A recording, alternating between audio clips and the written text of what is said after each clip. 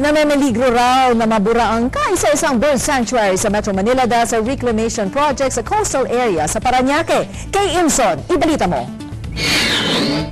Sinong mag-aakala na sa gitna ng polusyon at ingay ng lungsod, matatagpuan ang bird sanctuary na ito na pinalilibutan ng libo-libong mangroves. Bahagi ito ng 635 hectares ng coastal area na sakop ng Las Piñas, Parañaque at Bacoor. Pero nanganganib ito dahil sa reclamation project ng gobyerno.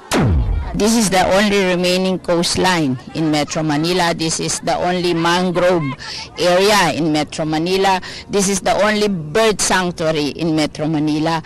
I have to fight for it.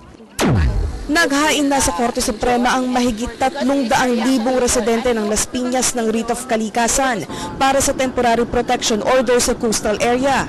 Kapag nawala raw ang mga mangroves, matinding pagbaha ang poproblemahin ng mga taga Las Piñas.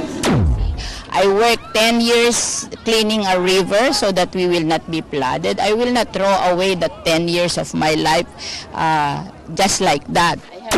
Kasama sa mga tumututol ang daan-daang pamilya na nakatira sa coastal area at umaasa sa pangingisda. Meron akong maliit.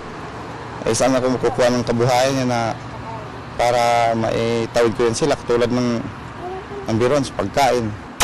Maging ang mga nagtitinda ng isda, masama rin ang loob.